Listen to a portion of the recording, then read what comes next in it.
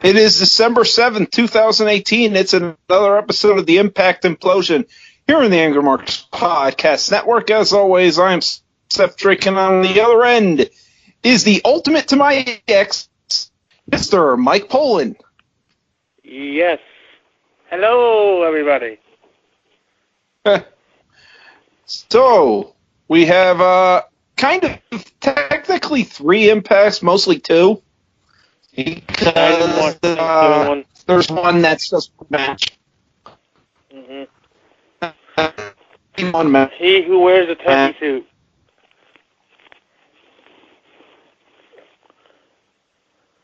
Thanks to Scarlett Bordeaux convincing him to do it and then saying he looked like an idiot afterwards.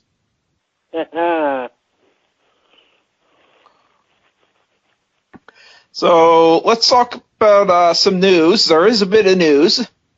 Yep. Impact will remain on Pop until they can negotiate a deal with the new network. Even though they have no taping scheduled for after the pay-per-view. Yeah, but there are channels that we mentioned before, but a new one has emerged in something called BN. That is the channel that MLW is on. Yeah. I don't have it, though. MLW's on. Jerry Jarrett has some American Idol idea of a wrestling show. Oh, dear God.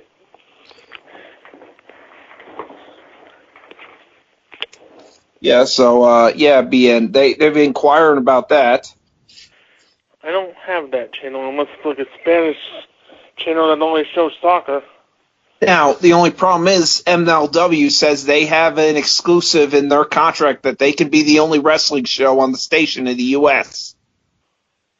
Well, that's good.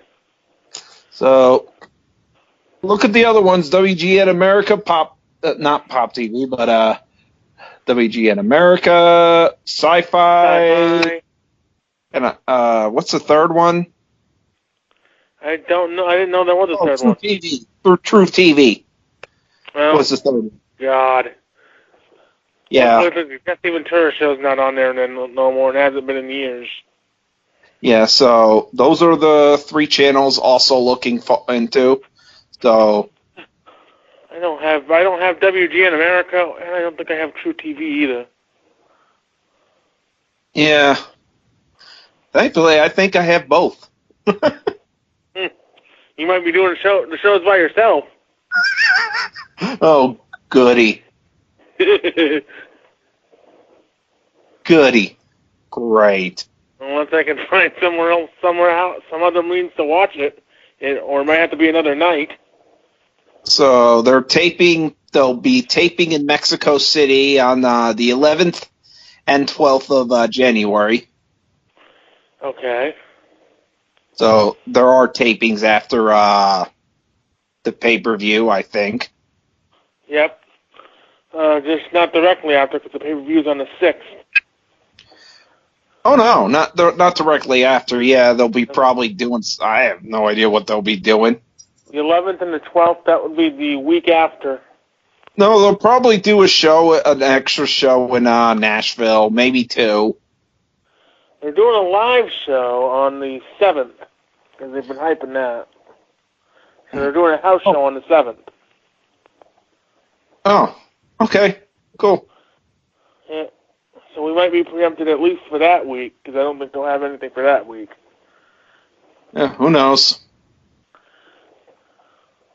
We already know we'll be preempted for a few weeks because of... Best of. Because of best of stuff, yeah. So. Yep. The 20th and 27th, and then the 3rd is the week building to the pay-per-view. Yeah. Which is actually shaping up to be decent. Oh, yeah. We've still got some more matches to be announced, I'm guessing. We've got Moose and Eddie and something, and we've probably got Allie and Su Yung against Kira and a partner. Yeah. So, yeah, let's get into the first show, which I gave a C to. Yep. There was, starting off, tag team match, probably the best match of the night. Rich Swann and Willie Mack versus the Lucha Brothers. And Rich Swann is wearing snowboard goggles for some reason. He went snowboarding in Vegas somehow. Oh, and Pentagon Jr., when the Lucha Brothers music plays, Rich Swann was air guitaring. Oh, Jesus.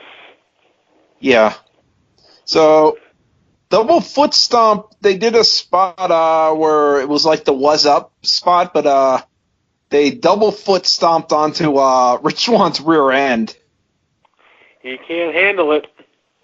Yeah. Willie Mack with a pounce. Period. Foot stomp, Fear Factor combo onto the apron to Rich Swann, and a Code Red splash combo onto Willie Mack for the win. Good and match. Here comes LAX. Yep. What? I said good match.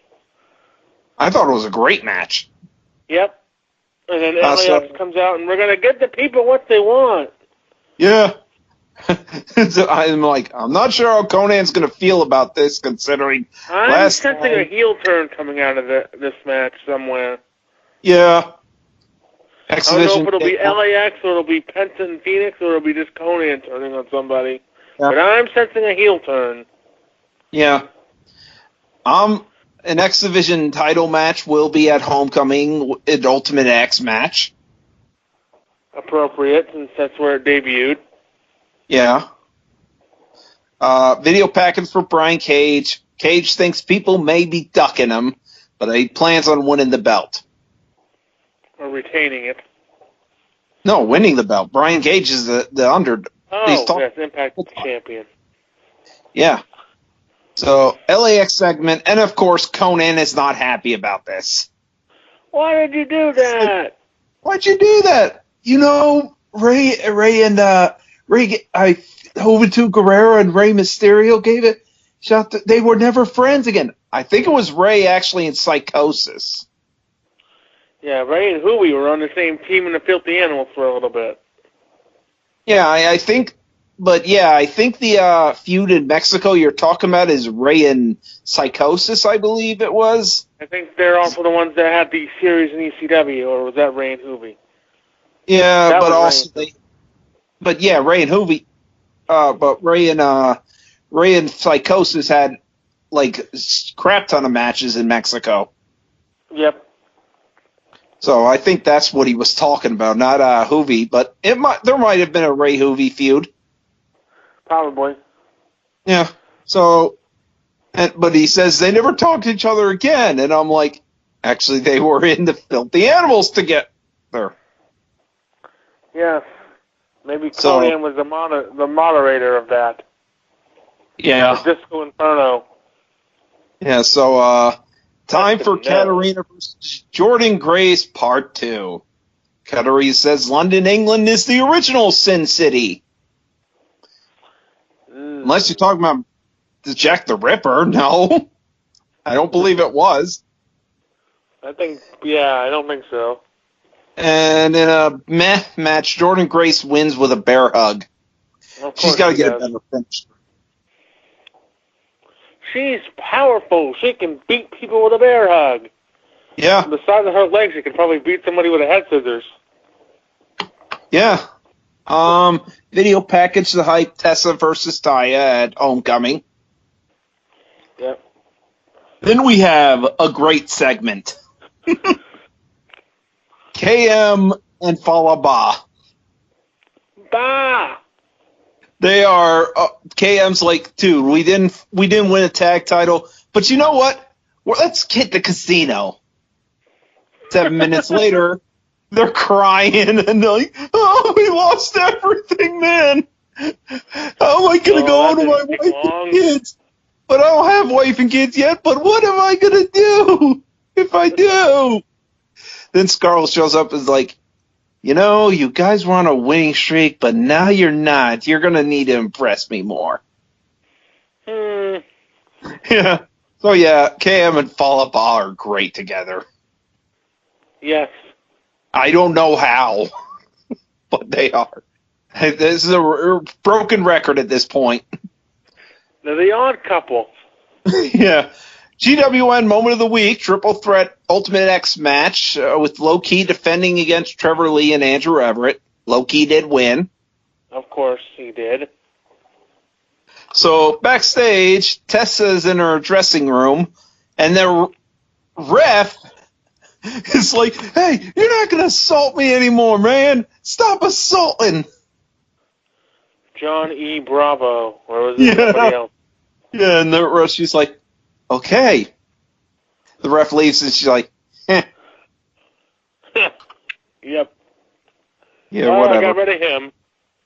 So, time for a backstage interview with Tommy Dreamer and his Billy Graham shirt. Joy. And he keeps calling Eli Drake a skinny jean millennial. Shut up, Tommy. Says Eli Drake is a man who wanted to be an actor but failed. He then rips The Rock and Stone Cold catchphrases and Tommy, no. You're wrong. You're wrong. And you're not very good in TNA. They were in Impact. Just stay on the Edge and Christian show.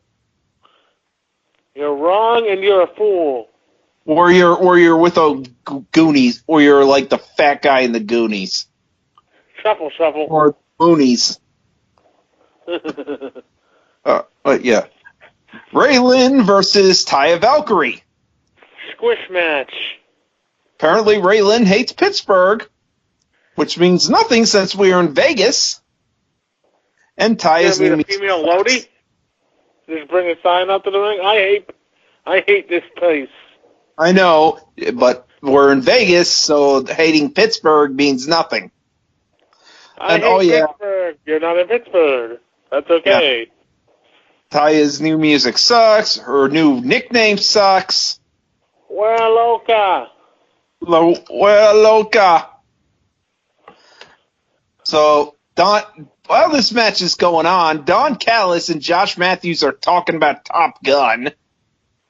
And they talked about doing shirtless volleyball. They talk about the shirtless volleyball scene. Yeah, they're saying, well, we'll do volleyball. Are we going to go shirtless? Of course. No, let's not. So Taya, we don't need in there. Yeah, so Taya has a new submission move, which is a kind of an STF, kind of a variation of it. And afterward, Taya wins. Tessa comes out and assaults her. The ref comes out and says, "What's the problem with this?" So Taya punches the ref, puts him in a chokehold. Refs and backstage officials trying to talk her down, and finally, guess who shows back up but Gail Kim. Gail Kim, everybody. Taya spears Tessa. Oh boy, Gail's back. Yay! Then we have a Johnny Impact video package. He's ready to fight Brian Cage. Good for him. Is he but ready after for Killer Cross? Killer Cross shows up, basically saying, "Dude, you need my service. Listen to me, man. You need to listen to me." And Impact's like, "No, I don't." God damn it, Impact. Yeah. So Rascals versus two guys named Chris Bay and Mike Seidel. Mike Seidel, the younger brother of Matt Seidel. Yeah. Desmond Xavier and Zachary Wentz with Trey Miguel. This was fun. Yes. Except I don't like the finisher. I really did like the finisher. Was cool. I want to see him miss it one time.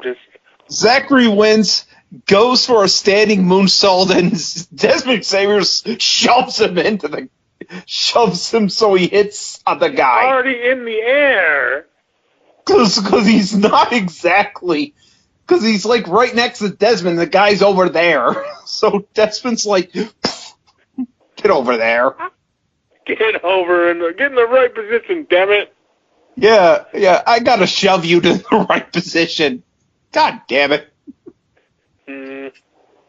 So, backstage interview with Kiera Hogan. She's convinced that Allie has not fully turned yet, and she's pleading with Allie stronger than this dark side and come home. More on that later. Then we have Eddie Edwards locked up in a mental institution called Shady Acres. Shady Pines? Oh, no, that's a Golden Girl. Sorry. And Eddie moved. His wife's like, Eddie, this is for the best of you. Eddie's drooling and stuff. Not convincingly. He does not look, besides the drool, he does not look like he is out of it. No, they need to jack up the meds a little bit more. Yeah. So, anyways, after Alicia leaves, Moose shows up and is like, hey, I know they only told me family shows up, but I lied and they said it was your brother. Okay, then. And they bought it. I got to question this hospital that they bought Moose as Eddie Edwards' brother. Ladies and gentlemen, the cast of Scrubs works at this hospital. Yeah. Maybe he could say, I was adopted. Somehow, some way, or Eddie was adopted, one of the two. So, yep. Moose has the Eddie Edwards story, Anything is Possible. Apparently that exists. And Moose says, I've been reading this book, but it doesn't talk about you turning your back on me kicking your ass, me putting you in this state. I'll go check on Alicia, because she may need somebody. And leaves. Ooh. That's, so, Eli Drake backstage interview, and he basically says, my issue is not with hardcore wrestling. You got that wrong, Dreamer. My issue is at Impact Wrestling. I wasn't talking about you, Dreamer, when you had your little issues with me, but I'm willing to beat you up. I'm willing to kick your ass. And maybe retire you for good. Yep. So, Matt Sydal and Ethan Page are backstage. They're going to fight next week. Matt is like, things ain't working out for us. And Ethan's like, the universe has a plan. And and Matt's like, yes, it does. Next week, I need you to be focused, because next week it's you and I for an Ultimate X qualifying match. I booked us against each other. Got us to fight each other. So I will show you the way, Ethan, but follow. So main event time, Eli Drake versus Tommy Dreamer. Goody. This was a nothing match and Dreamer wins by countout. Oh wait, Impact Management told Josh, match will be restarted with no countouts and no DQs. Because they have 15 minutes left in the show. Yeah. Tommy Dreamer's beating him up a bit after a commercial break. Eli Drake is drinking a Bud Light as Dreamer went to the back to bring out more weapons. And apparently a box of donuts that the fans want. We want donuts. Those are probably a few days old there, people. Yeah. You might not want those. Eli Drake wins with the gravy tree. What? Dreamer kicked out? He's the first person kicked out of the gravy tree? Bullshit! I don't think that's correct. You wasted on Dreamer? You wasted on fucking Dreamer. What the fuck's wrong with you? So Eli instead wins by using an oar to hit a chair that was around Dreamer's neck. This sucked. Yep, this is just setting up Drake for what he's going to be doing at Homecoming. Drake then gets a note with balloons. And he isn't happy about it as we end the show. Yay. Thank God. And you know who it is. Who brings balloons? Infamously has brought balloons to wrestlers before. Yes. Oh, wait, we'll get to that. Who brought balloons to the WWE wrestlers at Survivor Series when they were doing a commercial for Survivor Series? BKM. It's Abyss. It's Abyss, of course. So a friend of mine who messaged me and said, "Who's sending these notes to Eli? Is it Raven? Is it Dreamer?" I'm like, "No, it's Abyss. They're setting up for Homecoming." Yeah, it's Sorry for the spoiler, but it's kind of easy to figure out. Yeah, the balloon should have given it away. Also, this week, Josh Matthews said in an interview that the ratings thing is absurd. And What's you say the that rating? despite the fact that the show that had one match did great. Did better ratings than anyone imagined. Actually What did went it up. do? I'm curious. I have no idea, but it went up. I don't have the actual numbers, but ratings went up for the Thanksgiving trot. The one match with a bunch of old matches. Ratings went up from the week before. And yeah, probably for the old matches. Yeah, and maybe they're with WWE doing shit where people are looking at other even if guess what? Oh, we'll do some old, I don't care about the old matches. We'll watch a new match. Watch something. Let's watch Impact. Yep. Speaking of Impact, second show. Second show, where we begin with Ultimate X qualifier Jake Crist versus Willie Mack. This show was very, very not good. I actually like this show. I don't know. Seemed like the crowd was starting to die down a little bit. Maybe the crowd was starting to die down. I enjoyed this show. During Willie Mack and Jake Crist, which was a great match. Good match. Josh and Don said Willie Mack could play for the Chicago Bears right now, and I'm like, the Bears won't take it. What? See Mongo? Mongo Mack? No, Willie Mack. I know you got the Mongo thing, but yeah, no, the Chicago Bears won't put him in right now. They're actually winning this year. Ah. Yeah. The Bears. Yeah. So, thanks to interference and a top rope cutter, Jake Crist qualifies for Ultimate X. And I'm thinking they're probably setting up Sami Callihan and Willie Mack for Homecoming, I would imagine, since Sammy's not doing anything on that show. Oh, no, he's not. Yeah. Tessa promo saying Taya is nothing more than Johnny Impact's wife. With all these excuses. She's been saying for weeks. And she says, well, you're going to have Johnny on your side. I'm going to have Moose on my side. And again, Moose with the interesting attire. Half a shirt, half a mesh shirt. Shirt that shows his skin.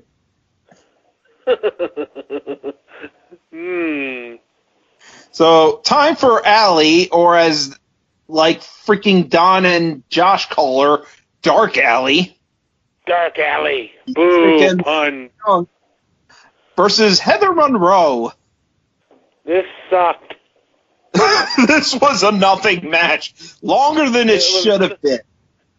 Not that Heather got any offense. It's a squash that goes about it should have been over within 30 seconds just to put over the character. Yeah, it really... I have no idea why this match was that long. Gotta fill time somewhere, I suppose.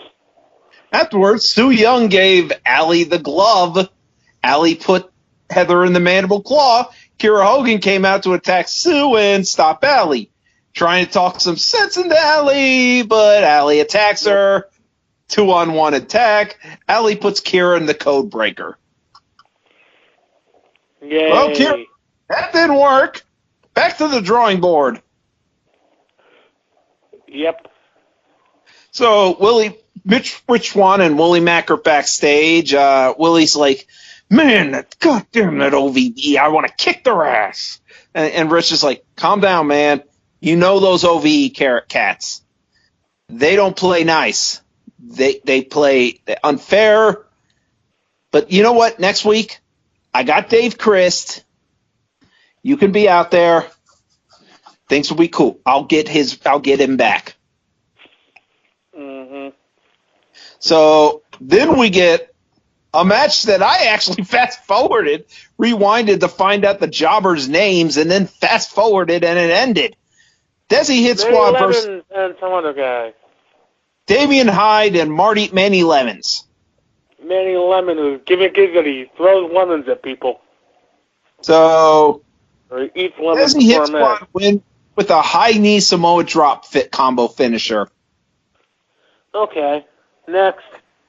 Matt Sydal versus Ethan Page backstage. Matt Sydal's talking a lot of mumbo jumbo, and Ethan's like, I think you should get ready. Again, sometimes you really wonder if Ethan's the master and Matt's the protege. But no, Matt's supposed to be the protege and Matt's supposed to be the mentor and Ethan's the protege. Yep. So Katrina's backstage, says Jordan Gray's lucked out again, but you're going to end up like Grado and Hendry in exile because you crossed me. And I like to introduce you to my new friend, Ruby Reyes. Uh-huh. So this was probably the worst part for me. This GWN moment of the week was long. Bully Ray and Chris Sabin, who are no longer in the company, either of them. Two segments. Bully Ray tries to intimidate Chris Sabin not to cash in. Option C on him through intimidation, but it does the opposite, and Chris Sabin cashes in on his ass. Then, during the match, Chris Sabin wins with the hammer to the head. Counter Bully Ray, and I noticed, I had to rewind this again because I noticed this. One of Bully Ray's shoulders wasn't down for the pin. And I think they edited Taz's commentary. What? I think they edited Taz's commentary. Because I know he was still there at the time. Taz? Yeah, they added Taz out of the he was there. Yeah. So, Eli Drake reveals that the note from last week was a invitation to a Monsters Ball match with Abyss.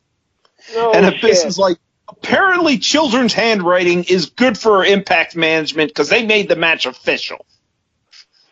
Apparently that's good enough. Well, that's Impact for you. Impact, everybody.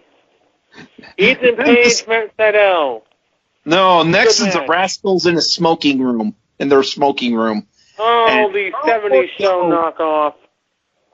Yes, and Scarlett Bordeaux shows up, talking about her talent show search. Then she disappears into magic. Like, disappears. And we get a David Copperfield reference and a David Blaine David reference. Copperfield shit, and I'm like, and one of them, actually, I think it was Zachary Winston's like, well, I'm glad she's gone, but, cause, bears can smell ladies. What? I believe that's what he said. Bears can smell ladies. I know that, though. They are supposed to be high, so they're not passing any wellness tests. Well, they're not working in WWE. No, they're not. So, other Ultimate X qualifier, Matt Sydal versus Ethan Page. I thought this was good. I like this, but this is a heel thing, so there was no heat from the crowd for this. Ethan Page actually wins. Yes. And we actually thought Matt Sydal was going to attack him for beating him, but Matt Sydal calms down and goes, dude, you got this, man. I think they're going to build that up eventually to have them split. Yeah. Oh, yeah. Then we have Eddie Edwards in the mental asylum, where he's playing chess. Playing checkers with Raven. With Raven. With Raven. And Raven wins. Raven's winning the human game of chess. And Raven's like, calm down, man. And relax, man. I check myself here once a month for the hell of it. Just for fun. You know, with all this stuff with you, I once had a man who took my girlfriend, and I beat them up so much and stuff. You just haven't gone far enough, Mr. Edwards.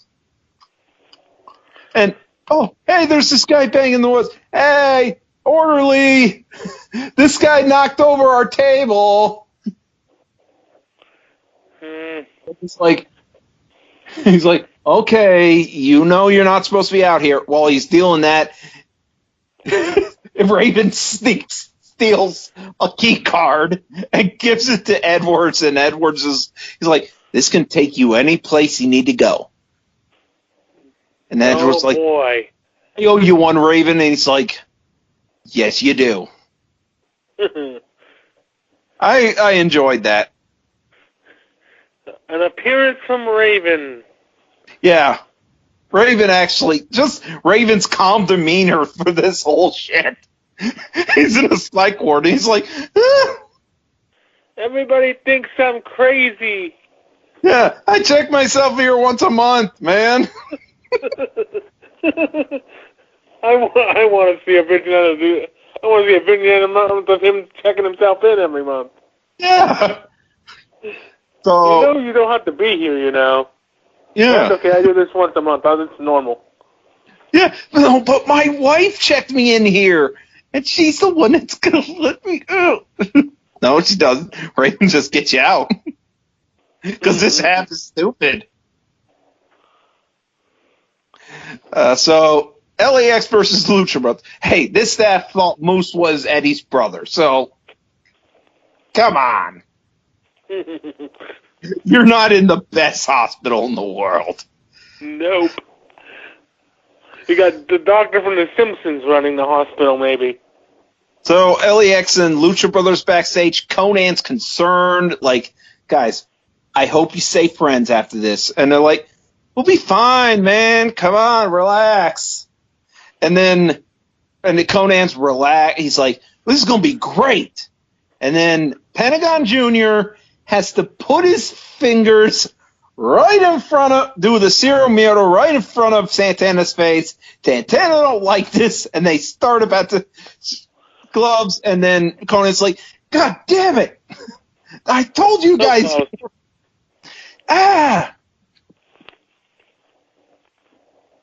And then Ortiz like, man, Santana, you got to stop pulling this shit. So, backstage interview with Johnny and Taya. Johnny's not good on the mic still. Taya says that Tessa keeps making excuses, and she will make Tessa learn what La Guerra Loca is all about. And then Johnny actually says a good line where he says, Taya's going to kick Tessa so hard in the face that her dad will feel it. It's got a hell of a reach. That Tully will feel it. All the way in North Carolina. Yeah. Wherever he's from. Oh, Johnny Impact and Taya Valkyrie versus Tessa Blanchard and Moose. This was an okay match. This was good. Yes. Yep. Taya made Tessa tap out to her submission finisher. The husband and wife team win. Then Moose spears Impact almost immediately. And then Moose is like looking at Taya and going, hey, baby. Check me out. But all that's a distraction, so Tessa can attack afterwards. Tessa has a chair, but Killer Cross comes out and stops them? Sure, why not? Confusion is happening, but Cage comes out, chases the heel away, but although Killer Cross just walks away and smiles, Impact and Cage stare at each other, and that is the end. Yeah. I like this show. Show was okay. I gave it a B. I gave it a B. Sounds like a B, yeah. What was your issue? The crowd is kind of getting cooked on these shows, though. Yeah, it does. It doesn't help. I don't think these shows are done in order. The match. I don't think so. No, and it does show, which is really a problem when you don't do matches in order. You kind of have a mixed thing. But yeah. Things are falling in place for Homecoming. It's falling in place in Homecoming, yeah. Yep. Do you have anything to sell? I do not. And I do not either. So, I actually do have one thing to sell, and it's for the site. A few hours before Impact began, I showed up on AMP to do the Golden Turducken. Oh. We had our first ever draw, a tie. What was it? Crown Jewel and I believe it was Pedophiles in Wrestling. Ooh. Yeah, some Shields guy. I forget his first name, but Chase and Rance, that whole incident, and the James Ellsworth incident. The what? The what one? Ellsworth. Oh, yes, that one. And Chase and Rance. And Enzo. What? And Enzo, which was more of a harassment thing, but... Yeah. Chase and Rance, that one's been around for a long time. Yeah, but he was at a show this year, which was a Kenny Omega show. Oh, Jesus. The CEO4, I forget what it was called. CE4 something. It was right after he just won the title. There was this video game, CE40 or I forget. He allowed the young the people there, the workers there, to basically put two wrestlers out there, and one of them was Chase and Rance. And the fact that Chase and Rance had all that past issue people did not look at it well, and Kenny Omega apologized for that. Yep. Because he didn't know. No. Yeah, that's not good. Yeah. So with that being said, Miley, we are heading to bed. Good night, everybody.